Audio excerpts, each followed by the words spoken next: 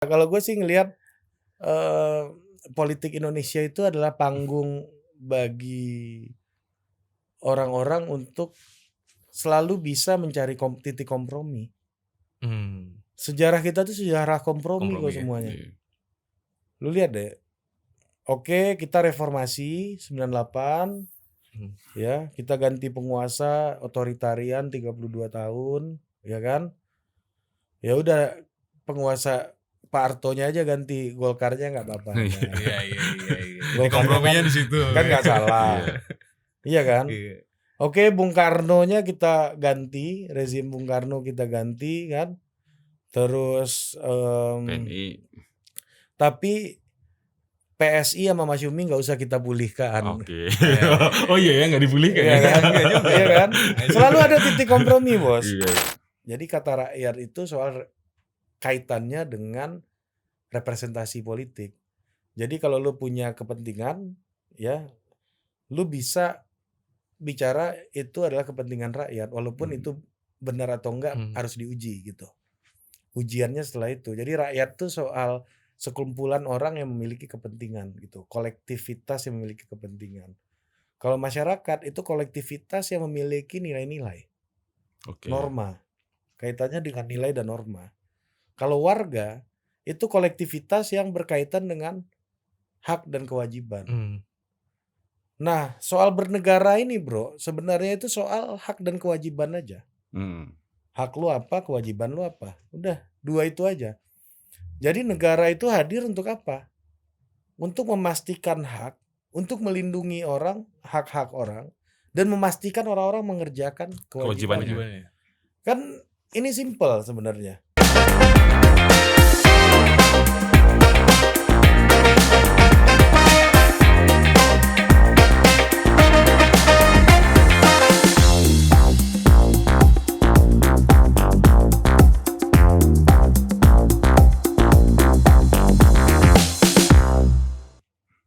Selamat datang di Laga Tandang. Laga Tandang. Widix lagi. Nih gue di sini kayak jadi tahu nih. Begini rasanya jadi opung panda tuh. Aku jadi Kak Uni Lubis aja. Enggak pernah satu ini kayaknya. Oh ya belum pernah. Tapi sering kesini. Pernah lah kesini kan? Iya. Oh kok jadi itu Edi aja lah. Yang terakhir itu Bang, jangan. Tapi bisa ditonton seru juga itu. Benar gitu. Oke, kita sudah berlaga tandang lagi. Tandang lagi nih. Apa ya? Ini pionir lah ya dalam dunia podcaster politik ya, pionir lah sekarang. Ini bisa dibilang salah satu bapak industri politik. Oke, mari kita sambut Bang Ari Putra. Ayo penonton Pondok Indah kok gak tepuk tangan? Gak ada, Bos. Oh, itu berdua. Gak ada. Tapi gue tuh selalu percaya ya, etnis di Indonesia itu selalu punya apa spesifikasinya masing-masing secara kultural. Contohnya Bang? Contohnya Batak. Asik. Batak itu value tertingginya itu tau gak lo apa? Apa Bang? Convincing. Yang penting yakin aja loh. Yakin aja dulu. Urusan berhasil urusan nanti. Iya, Urusan gagal urusan nanti. Yakin. Kalau Padang ya Minang kayak gue nih. Yang paling penting tuh sophisticated. Yang penting kelihatan rumit, kelihatan canggih, pinter kan, itu aja tuh. Masalah orang nggak yakin urusan nanti. Goalnya sama-sama ini, sama-sama ragu. Ya, kalau Jawa kan berpikirnya lebih ini ya, lebih harmonis gitu. Yang penting semua orang bisa merasakan kalau apa yang gua katakan ini bisa dinikmati oleh semua orang gitu kan. Lebih seimbang lah ya. Harmoni. Ya, siapa contohnya kira-kira Bang? Yang orang Jawa begitu? Ya misalnya Caimin. Caimin kan ditanya waktu pencapresan Pak Prabowo kan. Waktu itu kan awalnya masih di Pak Prabowo Caimin. Iya. Ditanya sama wartawan. Cak, kalau Caimin gak dipilih jadi wakilnya Pak Prabowo, masih dukung Pak Prabowo gak, Cak? Kata Caimin jawabannya tahu gak apa? Apa tuh? Kalau saya sih pasti, nggak tahu partai saya. Padahal kan ketumnya dia ya. Itu simbol-simbol itu yang harus kan? di ini ya, Iya kan? didefinisikan gitu Iya ya. kan? Jadi lu lihat tuh kan, kayak Bang Romi, Mas Romi. Oh ya Mas Romi. Romi. Romi. KIB ini masih ada Kak, Mas? Ya masih. Kita ini satu bantal beda mimpi. Itu Jawa tuh, Bos. Punya kemampuan kayak gitu Simbol-simbol tuh. ya. Bernarasi kayak gitu orang Jawa punya kemampuan kayak gitu. Bahwa dia memikirkan bahwa kita beda pun lu harus senang, harus terjaga perasaan lu kalau pun keputusan yang gua ambil tuh nggak sesuai dengan harapan lu. Tapi gue punya kewajiban untuk menjaga perasaan lu walaupun gue nggak bisa menjaga harapan lu. Gitu. Orang Batak gak bisa kayak gitu ya. Kayak udah dalam kali ya Bang. Memperhatikan satu persatu. Kalau etnis Batak ya karakternya gitu. Kau Ganjar apa bukan kau? Pasti aja ya. Grammarnya dipermasalahkan sama beliau.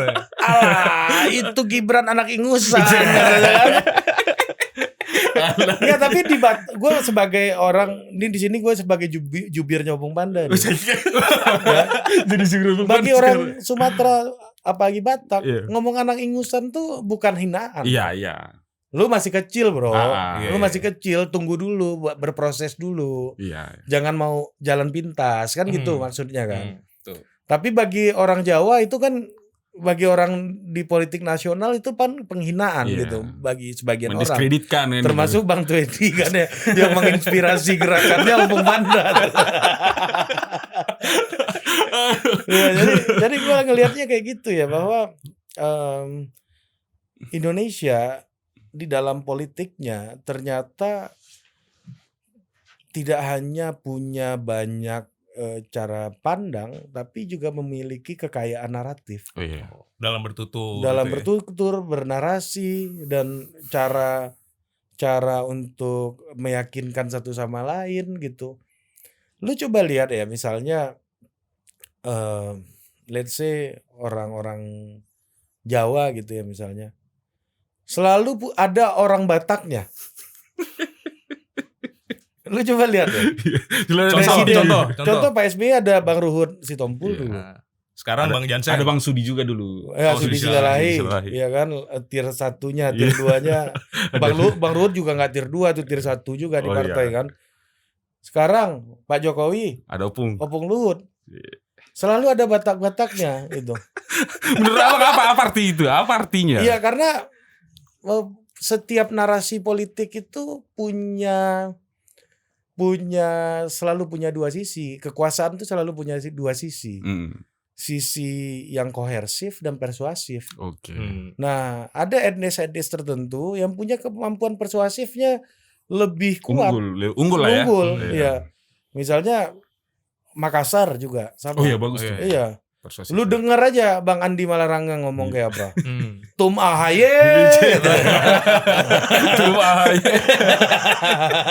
Bang Idrus juga ya. Bang Idrus marah. Idrus Iya. marah. Jadi kekayaan itu membuat sebenarnya kekuasaan itu bisa bekerja dengan optimal apabila dia bisa mengelola kekayaan itu. Jadi kan banyak orang berpikir ini sekarang kita ini apalah negara yang berkekurangan lah, ini segala macam kan. Kita ini politiknya masih belum demokratis lah gitu.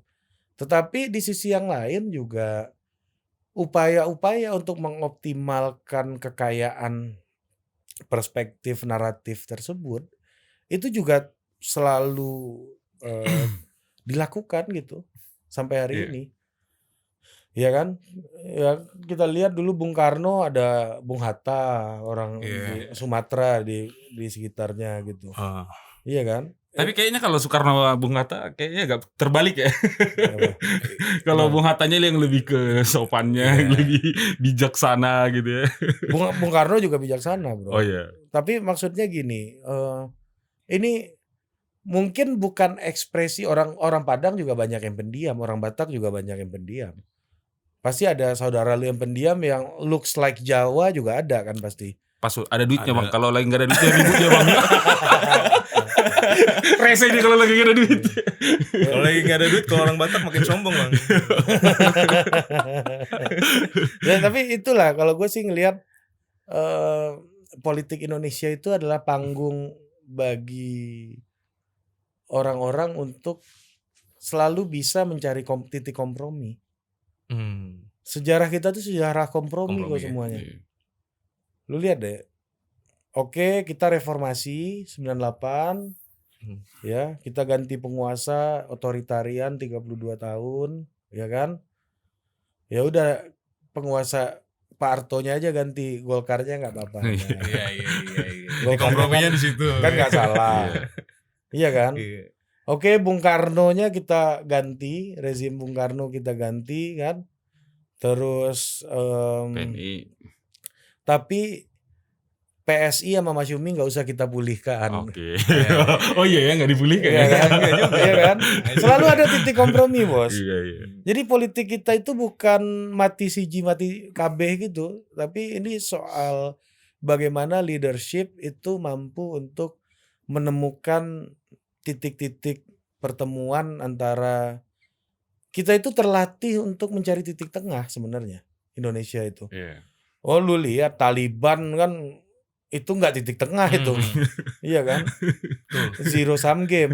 Kalau nggak lu mati, gue yang mati Iya. gitu. Iya kan? Apalagi banyak contoh-contoh negara-negara Soviet Iya, runtuh kan gara-gara nggak bisa cari titik tengah, cari titik temu gitu. Yugoslavia juga selesai. Dan ini menarik, di Indonesia itu kita melihat di satu sisi tokoh-tokoh perorangan muncul. Tokoh-tokoh perorangan itu kuat. Ya kan? Misalnya kita paradigma kita ketokohan kan. Iya kan? Iya. Dalam politik kan ketokohan. Masih Kita lebih kuat lah. fanatik sama tokoh daripada Daripada- organisasi Iya. kan. Iya kan? Di satu sisi ketokohan kuat, tapi di sisi yang lain ya membuat orang-orang ini juga dikontrol oleh organisasi yang kuat. Iya. Jadi lu boleh kuat, tapi organisasi lu juga harus ada gitu. Maksud gue gini, di Turki orang kayak Erdogan Iya. Juga. itu kan powerful. Mm-mm. Dia ganti konstitusi, bro. Iya. Rusia, Putin itu powerful, konstitusi dia ganti, perpanjang kekuasaannya. Di Indonesia, Pak Jokowi kalau mau perpanjang harus ngomong sama Bu Mega dulu, karena penguasa partai kan. Iya. Iya. Pak Jokowi itu tidak pernah membuat partai untuk mengantarkannya jadi presiden, nggak pernah. Oh. Putin kayak gitu, Erdogan kayak Erdogan. gitu, Fidesz di Hungaria Iya, juga Fidesz. kayak gitu, Viktor Orban. Mm-mm. Jadi Duterte kayak gitu di Filipina, Filipina. ya kan? Jadi kita tuh titik kompromi. Oke, gua terima bahwa tokoh tuh lebih di respect publik ketimbang organisasi partai politik. Tapi partai politik ini walaupun nggak di respect, tapi kekuasaannya dan membuatnya nggak mudah. Iya. Gitu di Indonesia nih. Makanya beralasan juga mungkin Caimin ngomong gitu tuh. Apa? Yang tadi tuh yang Iya. tadi lu bilang. Dia Partai saya belum tentu ya.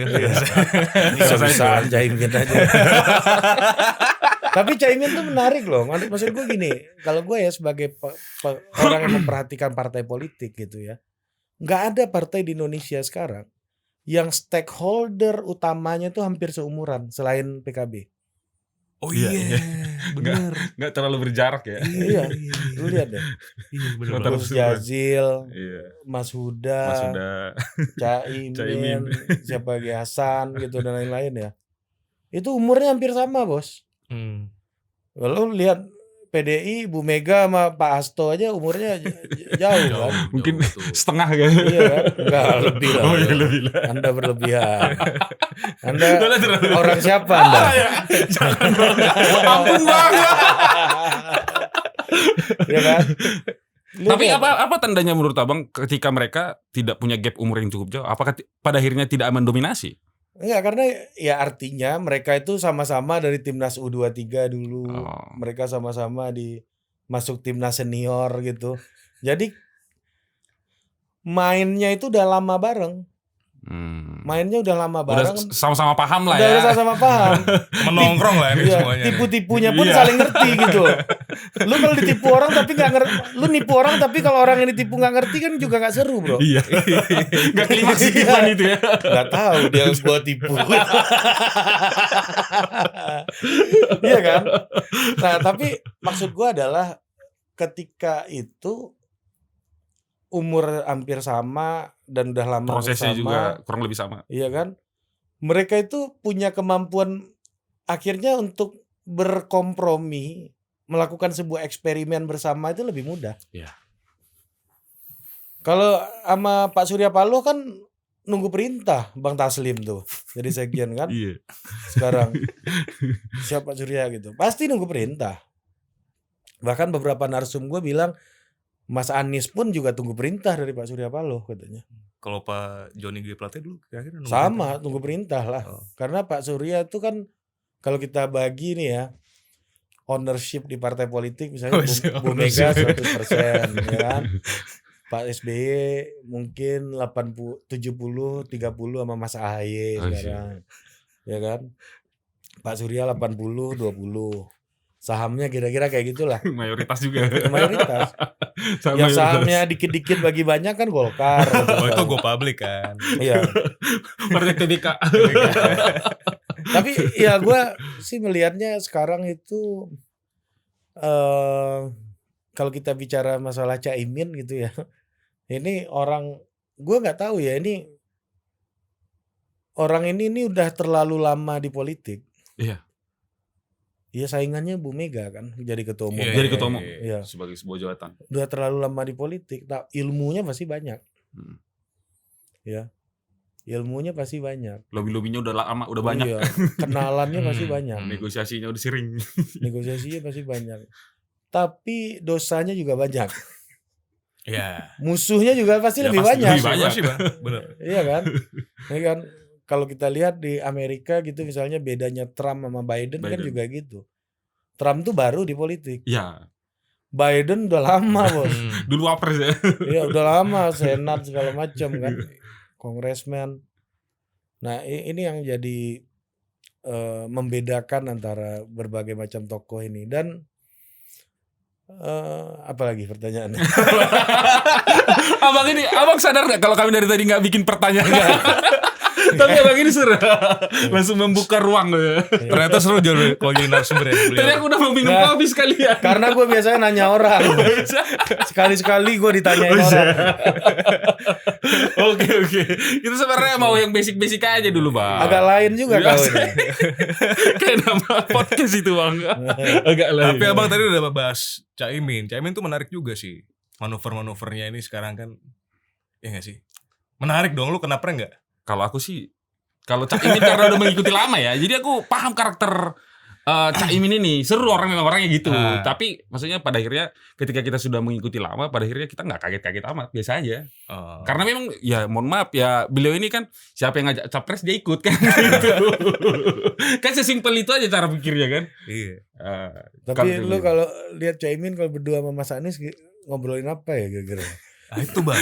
Lu gila lu ngambil tempat gua lu katanya. Rusak lu. Oh kayaknya gini, Caimin tuh bilang, Mas Anies harusnya saya yang di situ. Sampean sini aja. Tapi begini Bang. Jadi aku melihat sebuah sebuah landscape politik hari ini ya, bahwa ya sudah semakin banyak orang ikut terlibat dalam membicarakannya, dalam arti orang-orang baru juga, bahwa ini adalah menurutku tujuan sebuah demokrasi, bahwa ada sirkulasi elit di sana, sirkulasi aktor di sana begitu. Tapi bagiku hari ini juga ternyata elit-elit yang baru ini juga tidak seperti yang kita impikan gitu. Orang-orang yang membawa narasi baru gitu, argumentasi baru. Lebih banyak mereka ya pada akhirnya partisan, orang-orang yang gimana caranya gue bela bos gue gitu. Atau menurut abang gimana soal industrialisasi sebagai pelaku industri ya. Atau menurut abang gimana soal pernyataan itu? Ya gimana ya, terkadang memang di satu sisi politik tuh memang harus ada ideologi dan harus ada pikirannya. Iya. Tapi di sisi yang lain dalam berpolitik orang juga harus to serve the user. Yes, sepakat. Jadi lu harus melayani user lu siapa. Itu realitas gitu ya. Realitasnya gitu. Lu nggak bisa di politik gitu misalnya berdiri sendiri, emang bisa lu ngurus negara sebesar ini sendirian. Lu ngurus rumah yang kecil aja nggak bisa sendiri. Iya. Apalagi ngurus negara ini 270 juta orang. Udah naik ya sekarang. Udah naik 280 juta. 300 juta kan sekarang. Terus kekayaan alam sebanyak itu nggak bisa sendirian. Dan akhirnya ya gini. Gua kemarin tuh sempat ngobrol sama kawan-kawan beberapa. Gue tanya begini. Kita tuh selalu bingung dalam menyusun argumentasi gitu. Gue tanya sama lu berdua sebelum kita masuk ke masalah realitas politik tadi gitu. Apa sih bedanya citizen, warga, society, masyarakat. Dan ya society, citizen, sama satu lagi crowd gitu misalnya, kerumunan, sama people, ada 4. Rakyat. Apa bedanya rakyat, massa, masyarakat, dan warga? Ada yang bisa jawab? Di tes kita, Wak. Kayak hujan lisan gua sini. Kalau rakyat sendiri, kalau citizen kan sebenarnya simbolisnya itu kan bahwa masyarakat yang sedang hidup dalam keadaan saat itu begitu. Kalau people itu kan orang-orang yang di mana yang sebagai warga negara lah kalau kita bilang. Warga negara. Warga negara itu citizen bahasa Inggrisnya, Bos. Lah iya, tapi maksudnya kan dalam konteks ininya, Bang. Convincing. Masih coba meyakinkan. Maksudnya jiwa-jiwa Batak citizenship gitu. Benar-benar Batak. Jadi maksudnya sebuah rakyat dalam era itu gitu loh. Udah salah aja masih coba meyakinkan. Ampun aku, Bang. Tapi maksudnya yang kutangkap begitu, Bang. Maksudnya citizenship itu adalah orang-orang yang hidup pada era itu dan mengikuti era itu. Tapi kalau kayak people, orang-orang yang kemudian memang warga negara yang sudah kalau di Yunani kuno dulu kalau dibilang mereka warga negara yang asli tidak duit kewarganegaraan atau. Nah, pertanyaannya gue ubah deh. Kenapa Dewan Perwakilan Rakyat bukan Dewan Perwakilan Warga atau Dewan Perwakilan Masyarakat atau Dewan Perwakilan masyarakat, warga, sama society itu apa? Masyarakat, warga, sama kerumunan. Ya kenapa bukan Dewan Perwakilan Warga atau Dewan Perwakilan Masyarakat namanya DPR? Kenapa ya? Gue juga bingung. Kalau gue coba jawab juga ya. Dites betulan kita. Berarti basic loh, Bos. Basic banget loh. Basic. Basicnya gini ya. Kalau citizen itu kan kayaknya lebih administratif ya kalau menurut gue. Lebih administratif gitu. Jadi terus kalau kayak society itu, tapi society itu kayaknya. Nah ini dulu deh, gue tanya ke lu, kesamaannya apa? Tiga-tiganya. Kesamaannya tuh ini orang nih. Kumpulan orang semua. Ya, gitu. betul. Kumpulan orang semua. Betul. Tapi mungkin ada value yang berbeda-beda di bedanya antara statusnya. Apa? Levelnya aja, Bang. Levelnya aja. Kalau masa kagak mikir gitu ya kan. Masa itu enggak teridentifikasi. Ya, kalau citizen kan jelas teridentifikasi dan teridentifikasi lah gitu. Administratif kan gitu.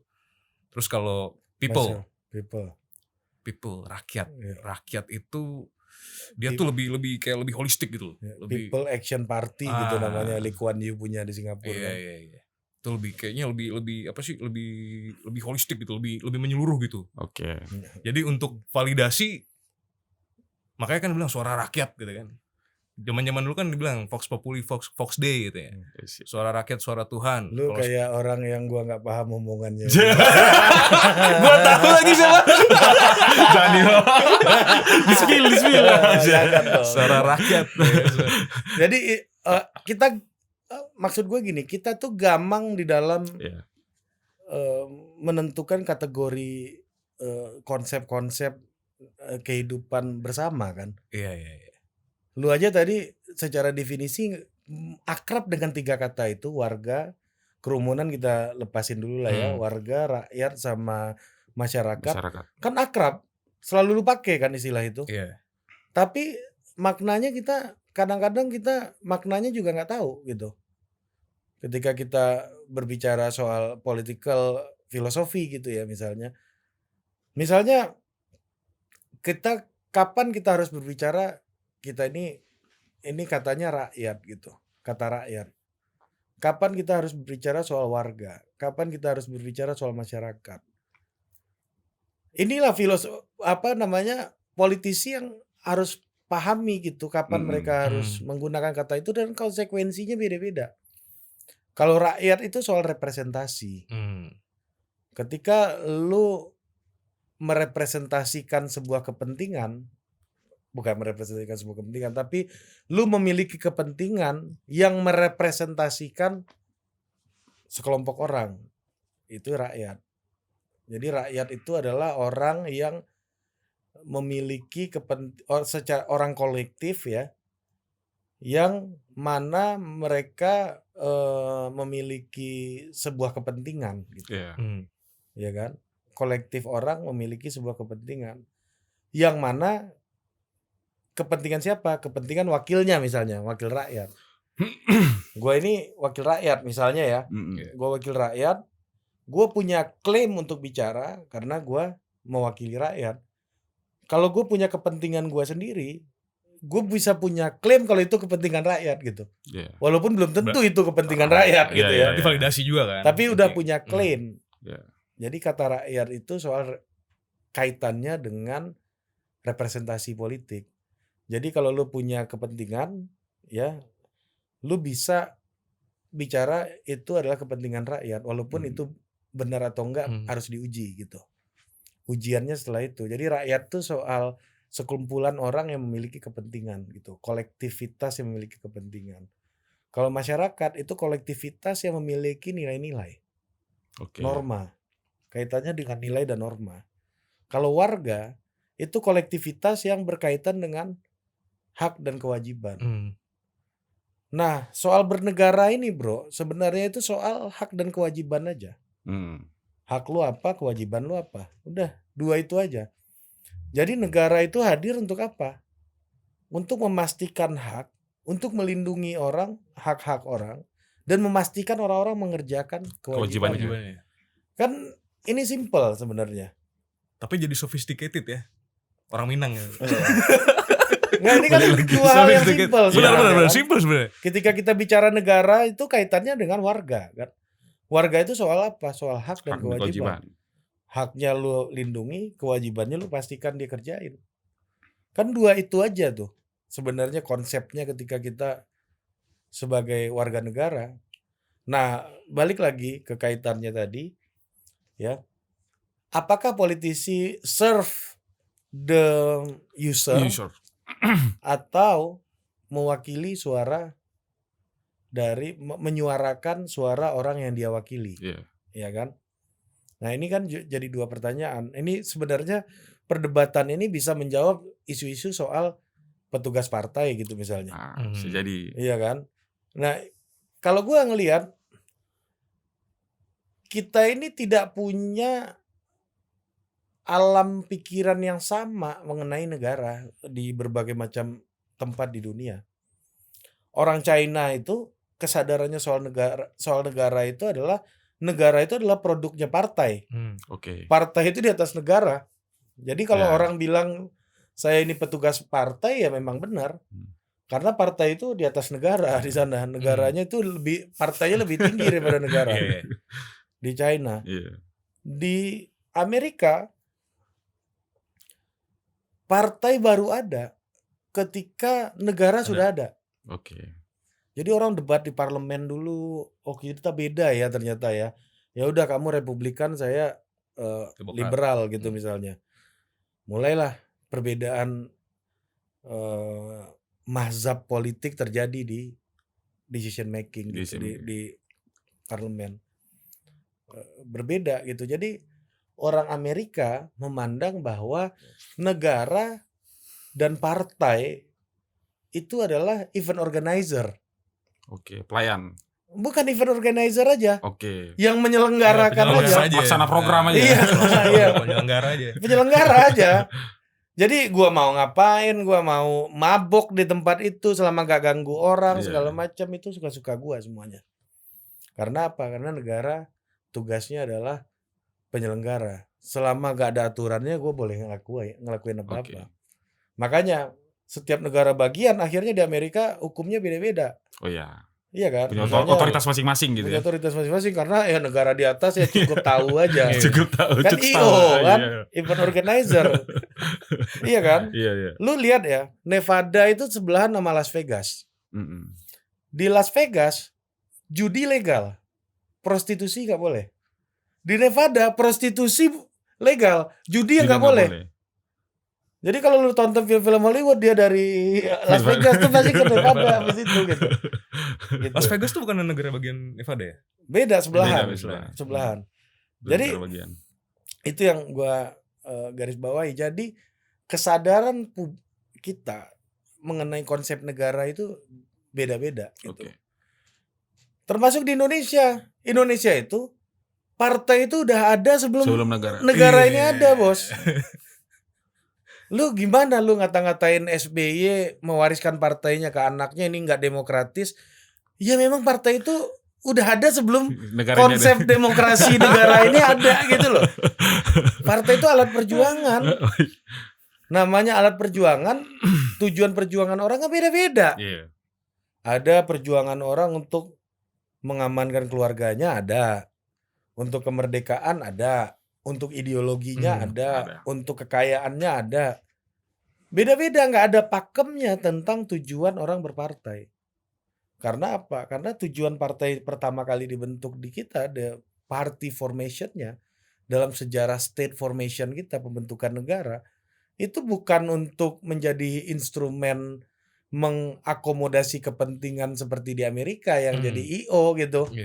Ya kan, semuanya terserah individu. Ya Amerika nih gua tes nih, lu berdua lagi nih. Gua pertanyaan gua nih. Ya.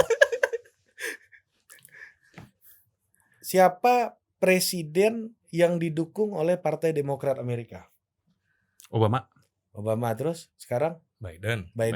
Oke. Gua pertanyaan gua kedua. Ketum Demokrat Amerika siapa? Kagak ada yang tahu.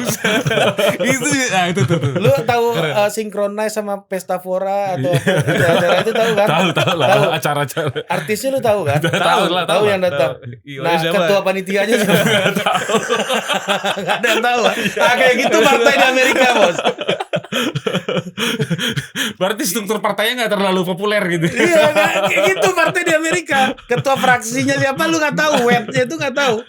Fraksi itu kumpul kalau ada isu aja. Kalau ada rusuh-rusuh aja. Ada rusuh aja. Kumpul. Lu culik lah 2 Republikan tuh gitu biar kita menang voting. Udah gitu-gitu aja gunanya. Iya benar. Jadi nuansa kita soal negara itu dengan berbagai macam orang memahami apa itu negara itu beda, Bro. Iya. Termasuk dalam hal berpolitik juga. Iya, termasuk dalam hal berpolitik. Kalau misalnya nih ada orang serve the user, melayani usernya siapa, ya nggak salah. Karena emang partai itu instrumen perjuangan kok. Dulu perjuangannya kepentingan bisa macam-macam. Iya kan? Iyalah. Kalau di Amerika belum tentu tuh wet sama ketumnya Demokrat tuh didengar orang nggak tahu siapa. Nggak kenal. Kalau Speaker of Parliament-nya lu tahu Nancy Pelosi. Iya, Tapi ketumnya tahu nggak lo siapa? Nggak tahu kan? Gitu. Padahal partainya cuma 2 loh. 2. Dan lu juga nggak tahu ketumnya siapa. Emang Biden Obama pernah jadi ketum Demokrat? Gak tahu juga, nggak pernah kayaknya. Enggak ada yang nggak jadi presiden dia kalau jadi ketum.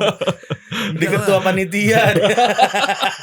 Jadi statusnya tuh beda kalau di sini. Beda nuansa makna kita soal politik. Amerika memahami politik, terus orang China, orang Indonesia itu beda. Karena apa? Karena sejarah pembentukan negara kita juga beda. Makanya kalau ada partai, orang bilang partai ini, wah partai tidak demokratis diwariskan segala macam. Gitu-gitu. Ya emang sejarahnya kayak begitu di Indonesia, mau lu gimanain? Iya kan? Kalau di Indonesia mah Lu pasti hafal dong. Apa? Siapa aja ketum-ketum parpol. Iya, pasti Padahal hafal. ada berapa tuh? Ada berapa? 18 ya? 9 lah, yang 9 lah. 9 yang lah, partai parlemen lah. Parlemen. Hafal kita. Hafal, Megawati, Erlangga. ya kan? Baru 2 itu Zulkifli. Bang. Lu tes gue hafal nih. Oke, Ya. siapa lagi? Terus udah gitu Pak Prabowo. Nah, Apa lagi partai apa? PKS si siapa? Udah mulai bingung nih. PKS si siapa sih? Dulu si Saiku. Iya. Saiku. Oke. Ini beneran ngetes gue. Ini berdasarkan kebaikan atau berdasarkan apa nih? Terus udah gitu. Berdasarkan dukunganmu atau gimana nih? Bang? Iya, adalah. Kenapa harus yang pertama tadi yang ibu? ya kan? Itu yang paling lama soalnya. Lu hafal kan Mohaimin. semua? Iya. Itu Surya Paloh. Orang Amerika tuh nggak tahu mungkin ketum Demokrat tuh siapa gitu, nggak tahu. Situasinya berbeda gitu ya. Berbeda konsep mereka soal partai, konsep Ya. mereka soal negara dengan Iya. kita memahami negara itu beda. Dan di sana tuh lazim juga ya Bang ya. Culik-culik satu orang dari Republik nih. Iya, Itu lazim Bro. Lazim. Jadi nggak Karena harus, individual, Bos. Iya benar. Kalau sini langsung pancung nih yang pindah ini kan. Kagak belum apa-apa udah belok antum kan. Gak tegak lurus gitu ya. Ini nggak tertib dalam barisan ini. Harus tegak lurus ya Gak kan. berbaris ente katanya kan. Gak masuk barisan itu. Nggak bisa baris. Jadi konsepsinya soal politik itu yang membuat kita, misalnya pertanyaan lu tadi, apakah orang ini harus mewakili usernya, apa konstituennya, atau kehendak rakyat yang Iya. mereka klaim gitu ya. Lagi-lagi pertanyaannya tadi ya, dia itu harusnya tugas dari institusi negara itu adalah melindungi hak dan memastikan Kewajibannya berlangsung gitu. Iya kan? Kan tugasnya partai politik juga itu. Iya kan?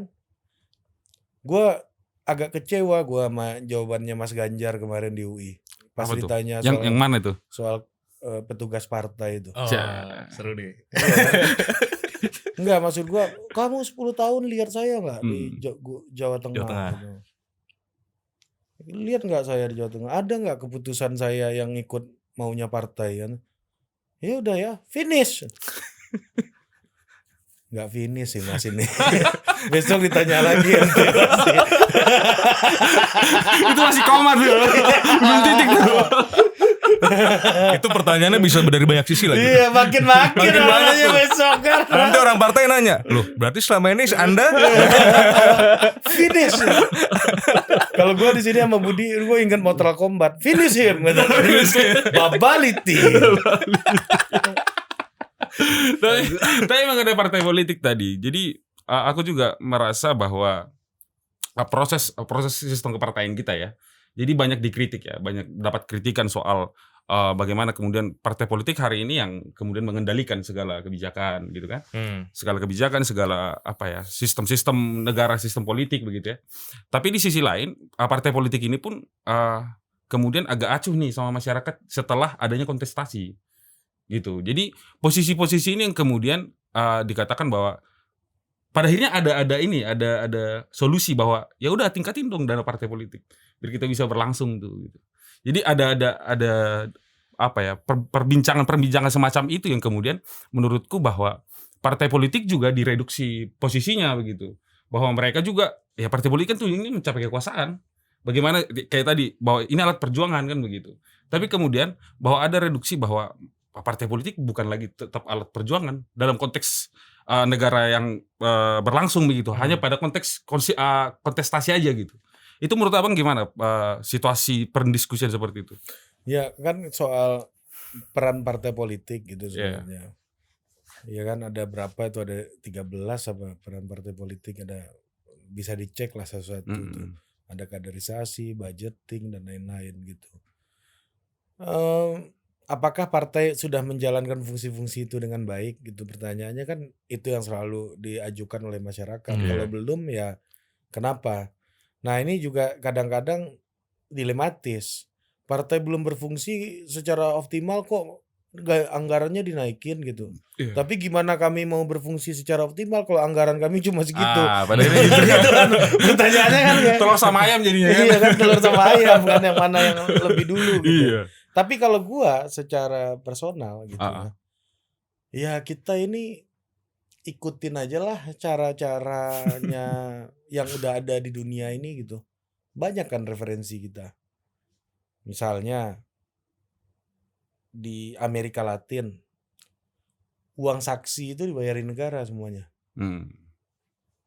ya kan? Uang saksi dibayarin negara. Di Singapura, misalnya petugas KPPS itu ASN. Oke. Jadi dana pemilu jadi turun gitu ya. Dan ini dana pemilu nih kalau yang ini. Tapi kalau dana partai politik, apakah akan ditanggung negara? Kalau KPK itu punya riset tuh 6.000 per suara. Iya. 16.000. 16.000. Ya. Kalau yang sekarang 1.000. Jadi kalau PDI itu dapat 27 juta sekarang, ya nanti kalau misalnya dana yang KPK diikutin ya dikali 8. Ya. 27 miliar ya. Setahun 27 miliar kali 8 ya sekitar 170 miliar lah mereka punya setiap tahun. Dan itu pun masih kurang menurut gua. Idealnya berapa, Bang? Nggak cukup, Bos. Idealnya berapa? Mahal sebenarnya. Mahal banget itu. Ngurus politik itu, Bos. Mahal banget. Kalau gue punya jokes gini, ini bukan jokes sih, tapi analogi ya, kalau ke orang bisnismen sukses kan biasa mereka mau masuk politik habis itu kan. Ini kan kayak lu udah kaya ngapain lagi ya gitu. Ngapain lagi? Politik lah. Kayak gitu kan biasanya ya. Ya kan? Biasanya kan kayak gitu, kayak Pak Harto dulu, gua udah berkuasa lama ngapain lagi ya? Ngapain lagi? Ambil Timur Leste aja lah. biar ada kesibukan. Kan waktu itu udah lama kuasa dan kaya kan. Iya, kaya banget Bang. Kan iya, enggak maksud cari gua tantangan baru beliau. waktu tahun itu tuh Pak Harto belum menurun loh, lagi top-topnya Iya. loh, duit lagi banyak. Jadi ya kayak orang kaya-kaya yang mau masuk politik ini kan. Selalu gue bilang gini, Bang, kalau abang dagang, pagi abang keluarin duit 5.000, siang abang jual 10.000, sore abang dapat margin 5.000. Jadi abang udah tahu dapat 5.000 di sore hari. Kalau dagang gitu. Kalau politik adalah abang untuk sampai ke kekuasaan, abang habisin uang abang semuanya. Mau nggak kayak gitu? Jadi kadang-kadang banyak orang yang masuk ke politik tuh mainnya hitungannya masih untung rugi. Oke. Nah itu yang salah. Makanya banyak yang stres. Makanya stres. Masih mental-mental pedagang Iya. juga berarti. Logika politik itu adalah logika ngabisin uang lu semuanya untuk dapat kekuasaan yang lebih besar. Yeah. Ketika kekuasaan lu lebih besar, manfaatnya juga lebih besar. Gue nggak bicara nih soal politik uang ya, tapi biaya politik dan juga ya bikin baliho lah Bang. Dalam pertarungan politik gitu ya. Uang itu hal yang nggak pasti, Bos. Nggak, lu ada orang udah keluar 20 miliar nggak lolos di DPR lah, banyak gua dengar. Iya kan? Ada orang yang keluarnya cuma 4 miliar, 5 miliar. Menang. Tapi lolos. Ada juga. Nah, gue selalu punya kepercayaan antara narasi dan network. Network ini membuat lu bisa memobilisasi sumber daya. Narasi ini bisa membuat lu diyakini oleh orang lu mau ngapain gitu. Nah, ketika lu semakin mahir memainkan dua ini, pasti biaya politik lu makin rendah. Iya kan? Jadi narasi lu tepat, network lu posisinya juga oke. Minimal dari kantong pribadi lah. Nih bro, gue jujur aja nih, gue bikin Total Politik dulu. Ya kan? Ini karena kru lu udah gini-gini ya. Suka ngatur Bang, emang agak otoriter dikit. Gue kaitin sama Total Politik nih. Gue ini bikin Total Politik bro, awal-awal. Bisa nyewa kantor di sini segala macam. Lu tahu nggak cara gue gimana? Gue bikin Total Politik, channel independen Bang. Semuanya boleh masuk. Ya, gue nggak berpihak kanan kiri. Waktu itu lagi cebong kampretnya agak gila tuh habis pas Covid. Pasca 2019 tuh. Iya. Gimana Bang gitu kan? Nih, lu butuh duit berapa? Nih abang sumbang lah. Gue butuh setahun itu operasional. Kalau nggak salah di awal itu 250 juta setahun dulu. Ya udah gue sumbang nih 20 juta. Gue keliling lagi bos. Ada yang nyumbang 10 juta. ada yang nyumbang 15 juta, ada yang nyumbang 5 juta. Hmm. Keliling gua. Jadi awal gua bikin Total Politik nih urunan banyak orang yang percaya dengan narasi gua Ya. gitu. Kalau lu nyalek ya Iya. nggak jauh beda lah itu. Iya. Perhatikan narasi. Bahkan Terkuat. ya orang kayak gua bikin Total Politik aja orang percaya ngasih duit segitu apalagi nyalek, Bos. Yang lebih jelas fungsinya buat negara daripada Iya. Total Politik. Lebih nyata Iya, konversinya gitu. lebih nyata, Bos. Iya Ini kan? kekuasaan ini, aduh apa ini? Gua yang absurd aja mau kok orang Iya. ngasih 5 juta, 10 Iya. juta. Rela gitu ya. Iya. Nah, ini habis pemilu gua mau launching barang baru lagi nih. Lagi persiapan. Ya, dengan cara kayak gitu juga. Oke. Gua mau bikin semacam kayak broking institute gitu. Jas. Nanti ada misalnya seminggu kita membahas soal leadership of Lee Kuan Yew gitu. Gua Oke. datangin orang dari Singapura datang ke sini untuk ngasih speech di tempat itu dan isinya undangan aja. Karena gua kalau jual tiket kayak tadi kan. Bukan kamu yang diinginkan sayang. Yang nggak pengen pun, yang nggak kita ingin beli borong kan. Borong. Ya. Jadi maksud gua akhirnya gue mau bikin semacam institute gitu karena cara pikirnya gitu kan, karena gue makin punya narasi.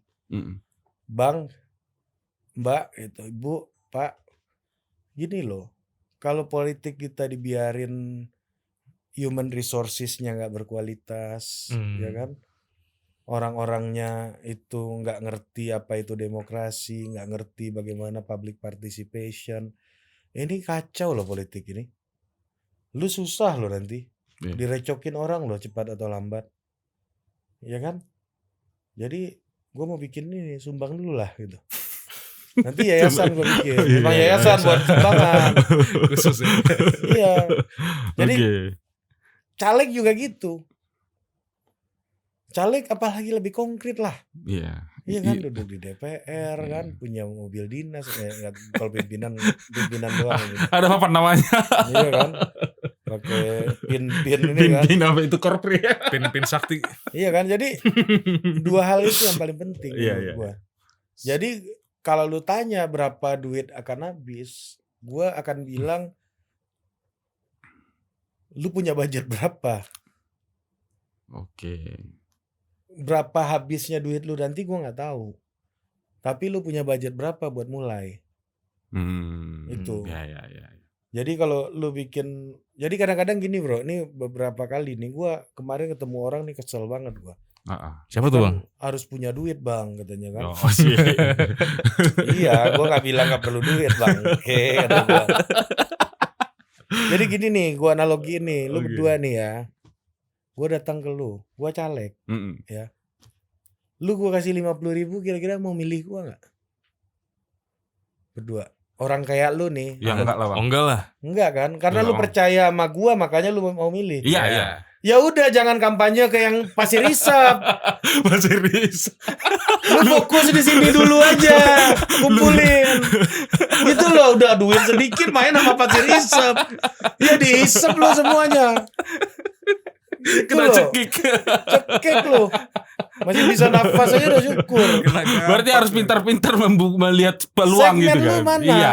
Pasir Isap nanti aja. Kalau udah lu cari duit dulu baru hanya gitu kan. Jadi fokus ini dulu. Iya.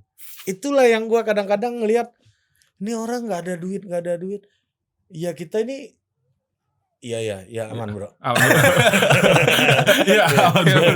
Jadi kita ini kadang-kadang nggak ngerti bottom line kita dari mana. Ngelihat orang ngumpulin 1.000 orang tuh pada FOMO semua. Kan. Tapi kan sebenarnya bukan itu poinnya dalam lu pencalegan itu. Itu tuh pertarungan untuk membangun basis politik. Ya. Sebenarnya itu poin pentingnya. Lu kalah pun ya karena memang logistik juga bisa bohong kan. Tapi paling enggak lu punya basis politik. Iya. Yang makin uang lu makin banyak, nanti suatu saat lu nggak tahu, lu bisa perluas terus gitu. Iya kan? Jadi akumulatif jadinya gitu ya. Akumulatif. Nanti kan pasir isap ini kan terakhir aja lurus nih. Nggak perlu di-entertain sering-sering, Bot. Iya kan? Yang masuk ke dia juga udah banyak. Iya kan? Kanan kiri tuh. Tapi perlu kita bikin panduan ya, buku panduan begitu ya. Oh, iya, harus. Jadi di ujungnya itu pasir isep nanti aja ya. Iya. yang entertain mereka juga banyak, Bos. Yang paling enak tuh kan ngumpulin sebenarnya segmentasi yang nggak bisa disentuh orang sebenarnya. Di pertarungan race politik itu memang satu copet pun nilainya ada gitu ya. Iya. Tapi problemnya begini, lu base lu siapa? Benar. Lu harus punya base dulu. Base-nya. Orang yang udah mau hujan, mau badai, mau apapun yang terjadi dia Pasti ke TPS dukung. dulu. Ya kalau Gen Z ini lurus juga malam paling mabok sebenarnya.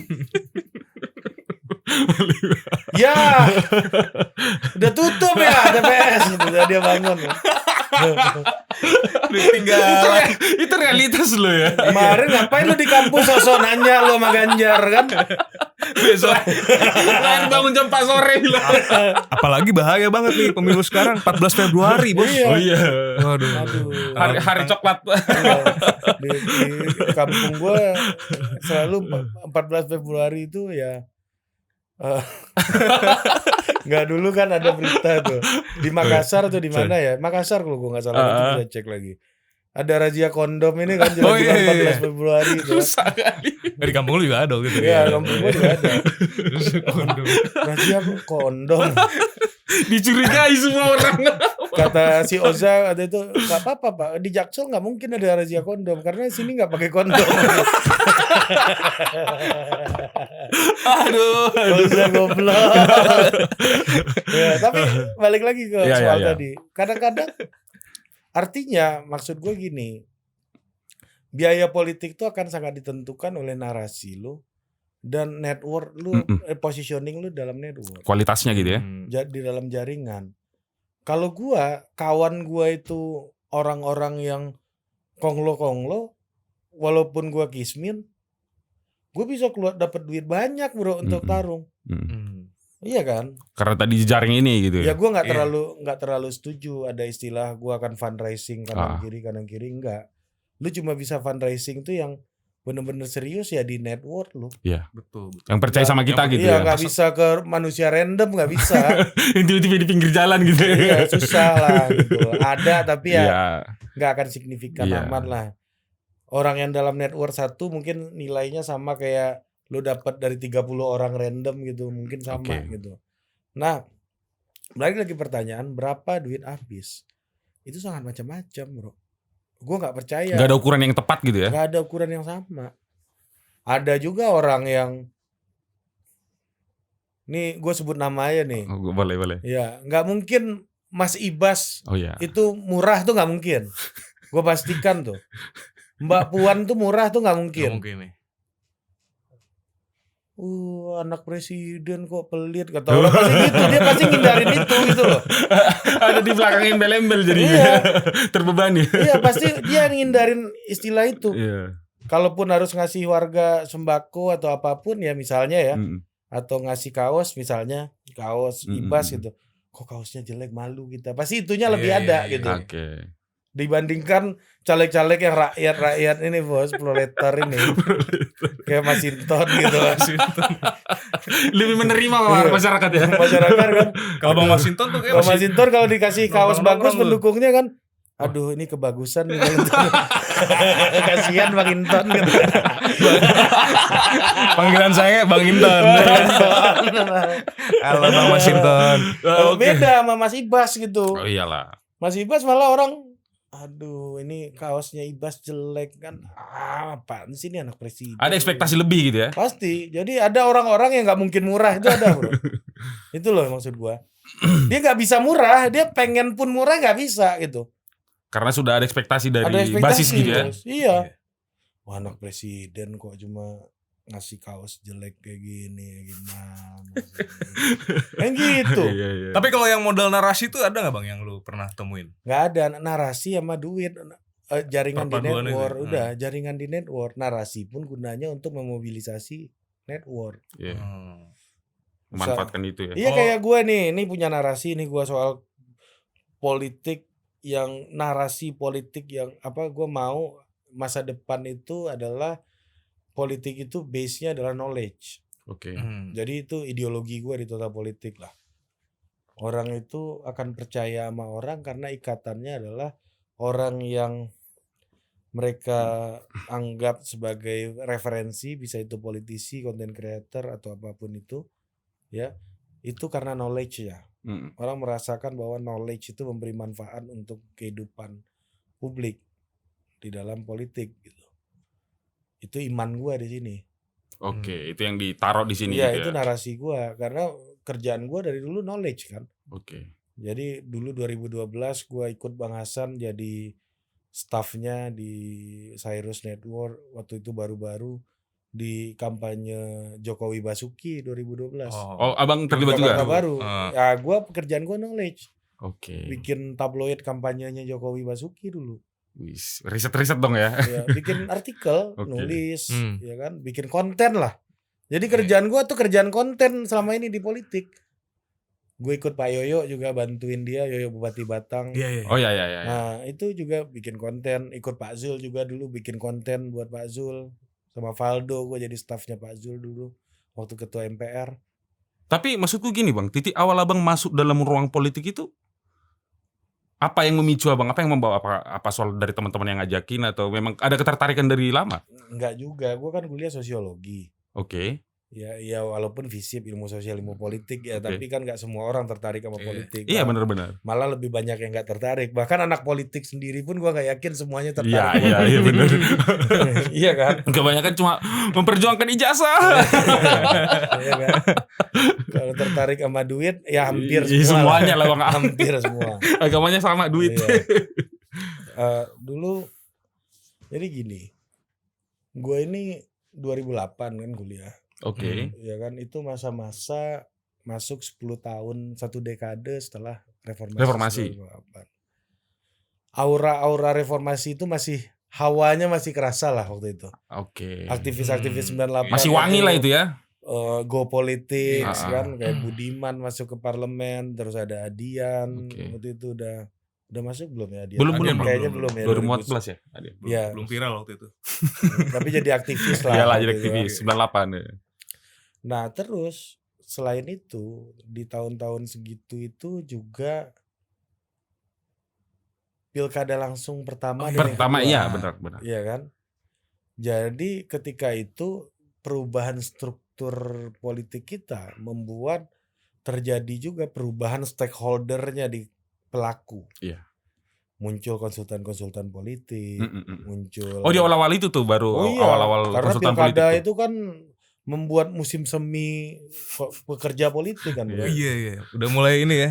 Belum industri tapi udah mulai lah. Musim semi.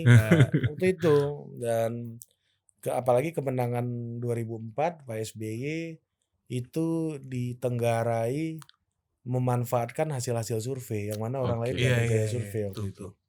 Jadi ada sejarah itulah di awal-awal gue masuk kuliah. Dan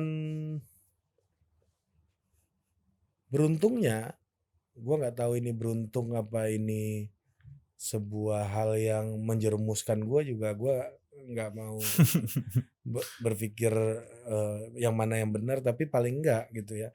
Gue melihat bahwa ketika gue masuk kampus dan beraktivitas di kampus, senior gue terutama yang dari Sumatera Barat, dari Padang, itu bekerja di political enterprise ini.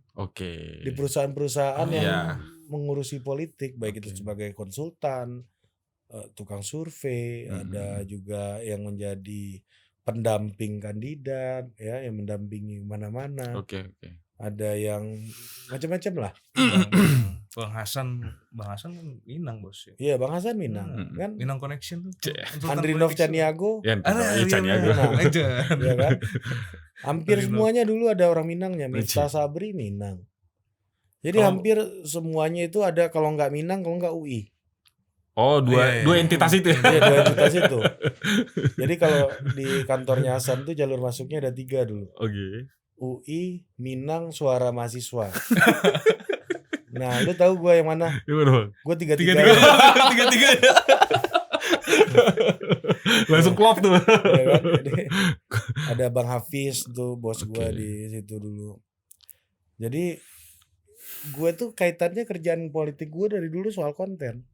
Jadi total politik itu sebenarnya di 2020 itu gue bikin itu, gue mau bikin sebuah talk show, podcast gitu ya, yang bisa dinikmati oleh orang politik juga gitu. Jadi tujuannya sebenarnya buat orang-orang politik. Oh, market lu di situ, Iya, pengen lu sebenarnya gitu. buat orang yang udah tahu politik. Gue Ya. nggak akan mengubah iman orang dari entertainment jadi politik, enggak. Gue nggak akan membuat orang yang nggak ngerti politik jadi Iya. jadi ngerti, Ngerti enggak. politik ya?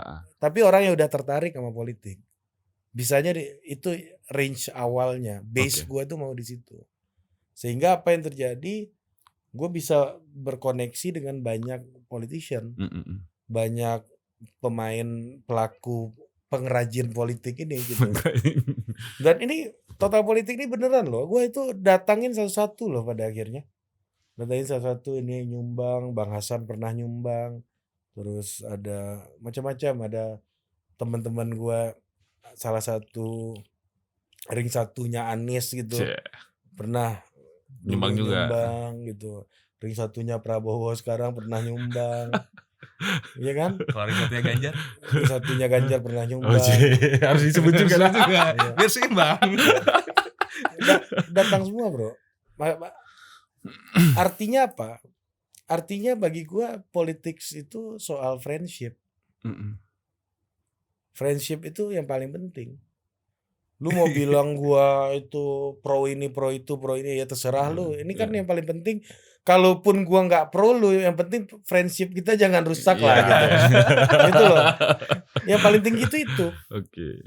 Jadi gua nggak mau lu suruh ngeriting kata-ngatain orang, ngerusak silaturahim, itu nggak mau gua.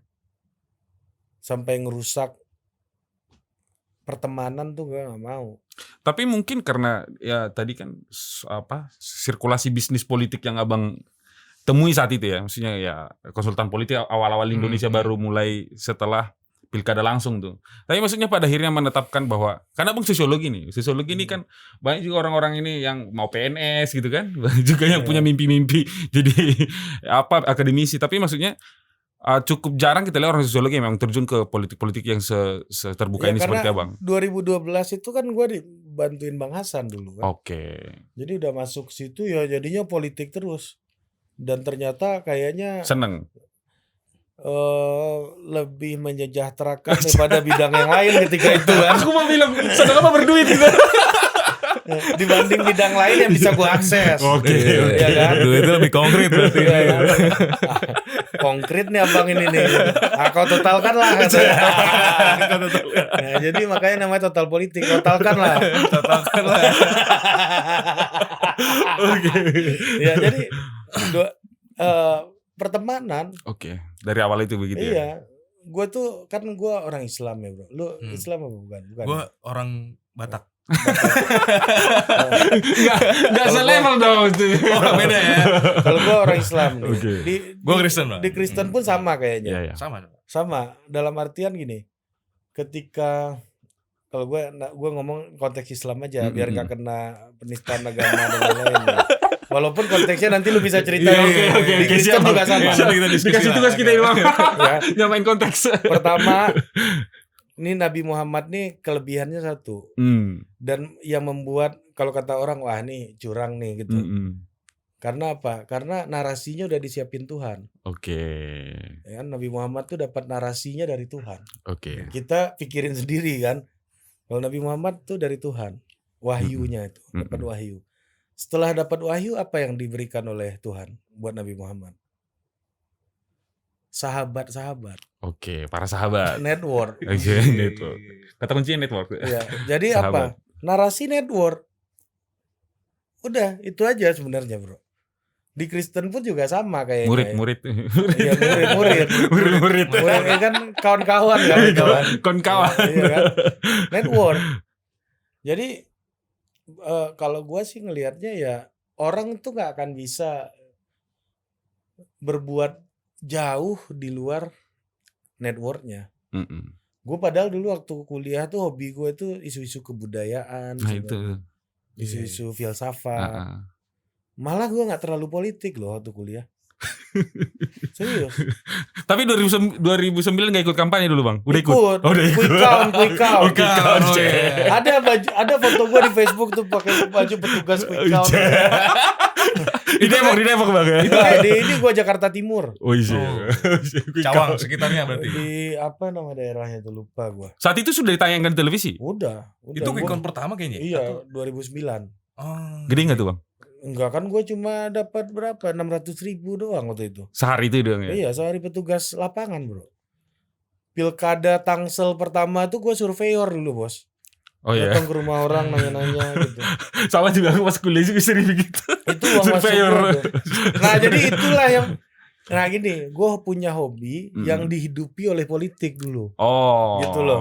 Iya, Gue iya. hobinya diskusi soal pemikiran filsafat, kebudayaan segala macam. Gue dulu 2009 sampai 2016 itu jadi pengurus kelompok diskusi di UI itu filsafat-filsafat namanya Cak Tarno Institute. Oh, ya, Pernah Cak dengar? Tarno Institute, ya. Ya, jadi setiap hari gue duduk di situ dan tiap weekend itu selama berminggu-minggu, berbulan-bulan, bertahun-tahun ya. Itu gue jadi ngadain diskusi, bro. Yang datang 5 orang, 6 orang, Oke. ada paper. Oh jadi IO nih dulu. Iya nih. IO. Penyelenggara. Penyelenggara. Kalau kita nyebutnya moderator. Padahal moderator ini yang bikin undangan. Dia semua. Iya. Ya. Dia semua yang ngurus. Nah, jadi itu hobi gue dulu. Oke. Cara cari uangnya di politik. Hmm. Jadi tukang survei, jadi tukang entry Iya. data.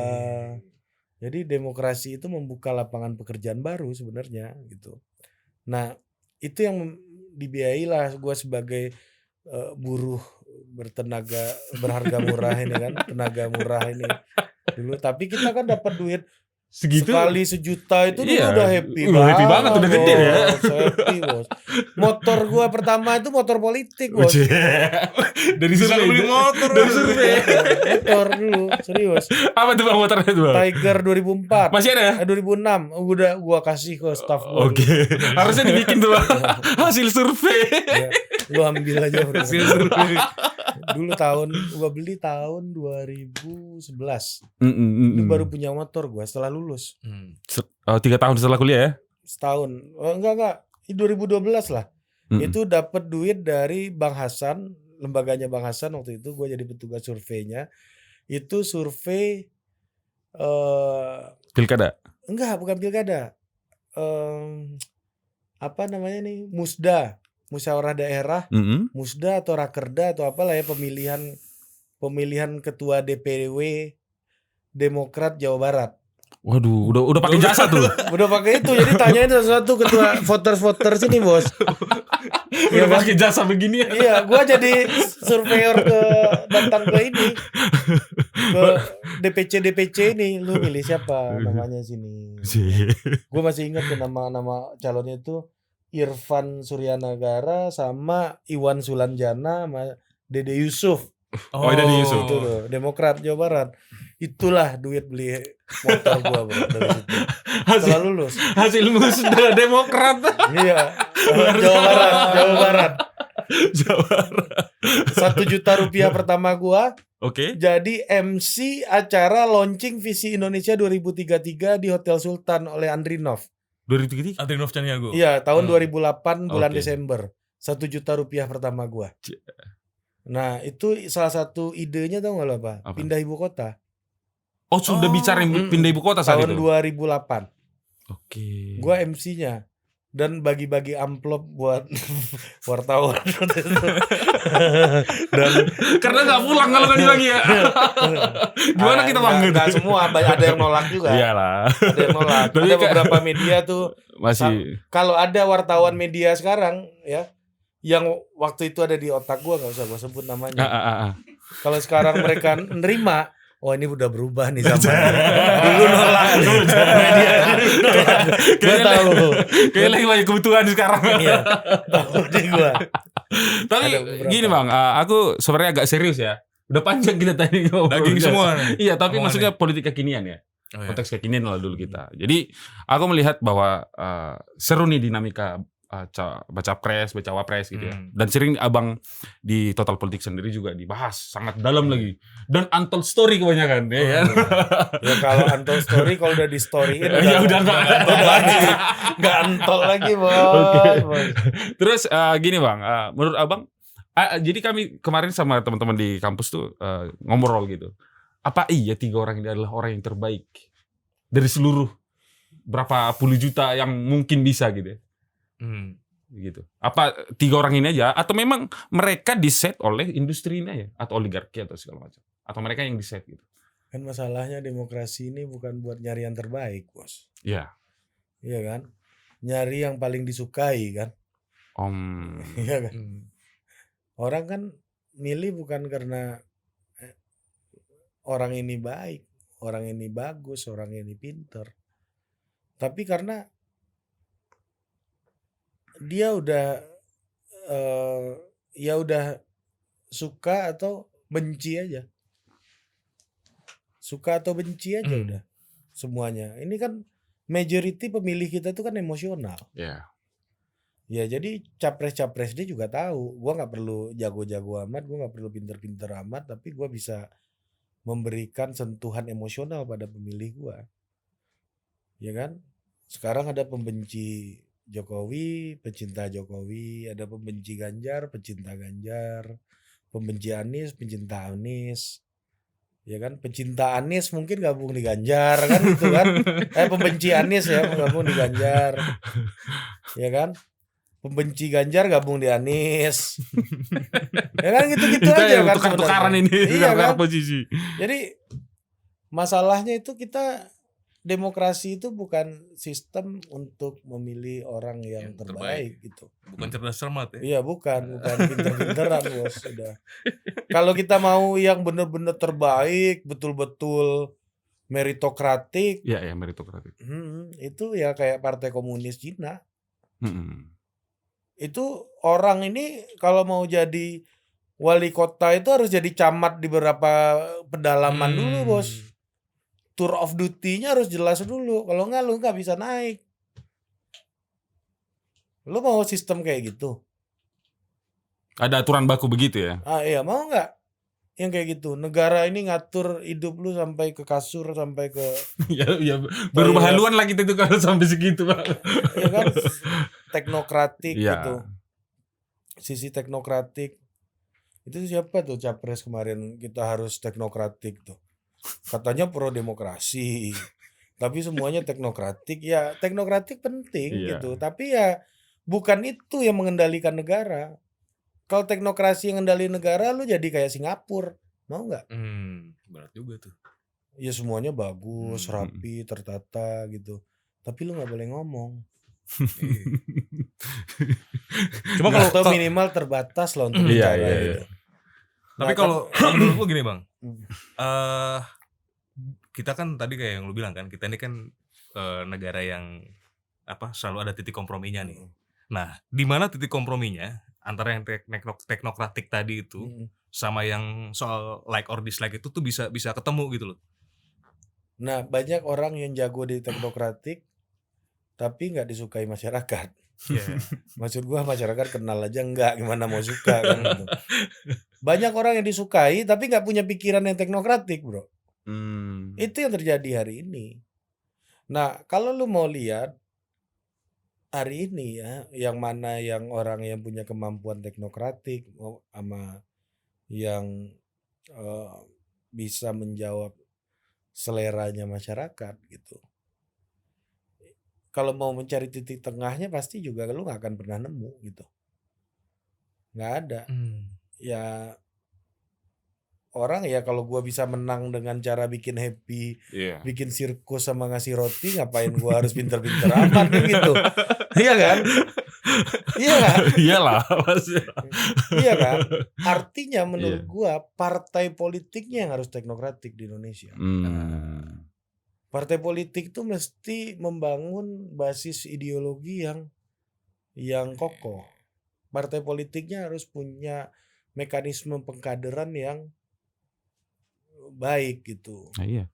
Jadi jangan sampai lah orang jadi calon presiden gak lewat partai politik itu jangan sampai lagi kalau gua. Kalau buat gua ya ini kritik gua buat Mas Anies, gua kenal Mas Anies gitu ya. Oke. Masuklah partai, bangunlah ideologinya, perkuatlah di situ. Sehingga apa? Sehingga kebaikan Mas Anies ini setelah Mas Anies udah tiada nanti akan tetap abadi dalam partai politik itu, dalam lembaga itu. Kalau Mas Anies kayak sekarang kan dia baik, dia bagus, dia pintar, tapi ya dia aja yang menikmati kan. Nggak ada lembaga yang bisa membuat dirinya menjadi abadi, menjadi terus-menerus bisa memberi manfaat gitu. Jadi monumen pemikirannya itu nggak ada. Nggak ada. Jadi gue sih lebih memiliki kritik ya kembali lagi tadi soal dana partai. Ya, balik ke situ. Ya kan? Tadi kita bahasnya dana partai dari tadi. Ya iyalah, kemana aja sih Bang? Lama juga Bos. Soal dana partai nih bro. Ya menurut gue dana bagi gue kan ya, tadi kan kayak telur dan ayam kan? Jadinya. Kalau gue sih fair-fairan aja. Oke. Soal dana partai ya taruh di atas meja. Ya benar. Itu dulu yang paling penting. Benar. Masalah didanai negara, didanai iblis, hantu, setan segala macam nanti dulu. Kita taruh dulu nih barang atas meja bos, ya kan? Lu dapat duit selama ini dari mana sih? Oh oke. Dapat fee dari sini, dapat fee dari situ. Udahlah kita terbuka dulu. Kita akui dulu kalau kita ini dalam agama gua ya misalnya kan. Gua itu punya kebutuhan untuk tampil religius. Religius banget lu. Itu kebutuhan loh. Bukan keinginan loh itu. Kebutuhan. Kirain lagi dakwah sama kita ya kan. Asyhadu Jangan Bang, tolong Bang. Jangan aku sendirian. Oke. Jadi ketika lu mau bertaubat gitu ya. Mau taubat tuh artinya berhenti. Lu before you stop gitu kan. Yang pertama yang lu harus lakukan adalah lu harus akui dulu kesalahan lu. Oke. Ya. Iya kan? Soal partai juga gitu. Lu harus akui dulu tuh kayak gimana. Lu pacaran nih kan ketahuan lah sama pacar lu punya cewek lain gitu misalnya. Ya kan? Caranya untuk memperbaiki dan bertaubat adalah lu harus akui dulu ada masalah itu. Iya kan? Ya gua memang benar dulu. Gitu lah. Ya kan? Benar itu. Ya kan? Akui dulu. Taruh di atas meja. Habis itu baru kita bisa ambil cara yang mana. Gimana fundraising yang benar. Mau gaya mana? Lu kalau gaya Amerika Latin misalnya atau Eropa welfare state, Skandinavia segala macam ya dan Belanda dan banyak negara lainnya. Belanda enggak, welfare state enggak. Tapi di Amerika Latin itu dan banyak negara berbahasa Spanyol terutama itu. Itu dana parpolnya dikasih sama negara semua. Saksi itu misalnya kayak kita di 810 TPS ini, 810.000 negara yang tanggung. Skandinavia, Eropa yang welfare state gitu, Belanda. Lu jadi pejabat masih boleh punya usaha. Oke, ada kompromi situ ya. Boleh cari uang, boleh, ya kan? Lu masih boleh selama nggak terbukti ada konflik of interest dengan jabatan lu gitu. Masih boleh. Kalau Amerika ada lobbyist namanya. Lu boleh dapat fee project dengan jumlah tertentu tapi declare bayar pajak ke negara. Atas meja lah istilahnya Atas gitu ya. meja. Jadi Ah. semuanya atas meja, bro. Iya. Nggak ada di ruang-ruang gelap ini ya. iya. Kan sekarang bagi gue ini nggak fair. Iya. Tanggung jawab lu kasih semua ke partai politik, sementara lu nggak mau kasih dia duit. Mm-mm. Tugasnya berat loh, bos. Iya. Mencari pemimpin, Bener. melahirkan pemimpin. Lu ya, berapa sih lu di Indonesia ini yang pemimpin keluarga lu yang benar aja belum tentu semua kok. Pemimpin keluarga lu. Iya kan? Lu mau jadi pemimpin negara gitu loh. gitu. Keluarga 3 orang, 4 orang doang anggotanya, belum tentu bener lu kok semua. Jadi mahal kosnya gitu ya. Mahal, bos. Kos politik tuh nggak murah. Ini hobi mahal nih. Kayak main pelek Iya motor sih. aja. Pelek motor. Terus Di otak gua Maserati, Bugatti. Dia pelek motor. Kalau salah nyebut kita Bang. Anjir, hobi mahal rakyat ya lu ya. lu tau lah levelnya segimana berarti kan. Lu level lu ketahuan, bro. Pelek motor. Kalau gue tadi masih mikir mungkin jam Jam, gitu kan. ada. Jam lah masih Gitu kan. lu motor. Opung Panda itu jamnya lu tau gak? Apa? Jangan sebut sini Iya, lah. iya. Mahal itu. Yang ada action di belakang Iya. kayaknya. Depannya R. Jangan ditambahin lah. Gue kira tadi orang kan mikirnya Bontex bukan itu. Oke. Aduh, Jadi luar kita biasa. masuk Sebentar, segmen Bang. selanjutnya, Pak. Kalau Pak Ya. Pacul, Apa tuh? jamnya Maksudnya? tau nggak? Apa nih? Ada huruf O-nya. Omega berarti. Omega mah gue. Rolex. Seiko juga ada ya? Seiko. Oh, Ya. iya, Seiko. Langsung di Kalau Iya, kalau kita Seiko. jangan Seiko. dong. Oke, Seiko. Seiko. Seiko. Apa jam lu? Cartier. Gak tahu dari Shopee. Aku lihat flash sale aku beli. Penting bisa dipakai. Oke. Mie goreng situ maunya mie rebus, udah menunya 2 itu, lu mau nggak mau ya udah gitu. Cuma 2 itu aja yang dimasak 2 ini. itu aja lu masak. Jangan lu sok-sok improve bikin ayam goreng, nggak usah. Mie goreng sama mie rebus aja. Nanti gitu. gak kewakan bilang. Siapa yang makan nanti? Pertanyaan gue nih, ini siapa yang desain ini Bang berarti Bang? Semua elit kan punya desain masing-masing. Iya. Oh. Peranan-peranannya. Makanya kalau lu denger ini bakal 2 nih, bakal 3 nih, bakal ini nih, bakal itu. Itu bentuk dari desain. Itu adalah rantai makanan terbawah dari orkestrator ini, Iya. bos. Gitu Iya. loh. Dari orkestrator ini yang punya desainnya. Hmm. Jangan-jangan satu orang ngajuin 4 desain gitu. Oke. Lewat network yang beda-beda gitu. Ya kan ujung rantai makanannya ini ada oligarki. Ada oligarki. Apakah ikut bos partai, ikut bos bohir, atau ikut rakyat? Tugasnya politisi ini hari ini challenge yang menurut gua adalah ya tadi itu. Membuat persepsi adil. Bukan keadilan lah. Persepsi adil. Bos adil lah lu dapat 5, masa 7 terus, kasihan bos, nanti ngamuk kita yang repot gitu kan. Itu tugasnya politisi, mendistribusikan sumber daya yang mungkin tidak sama, tapi harus memiliki legitimasi agar itu bisa dipersepsikan sebagai sebuah keputusan yang adil. Yeah. Nah itu tugasnya politisi hari ini menurut gua.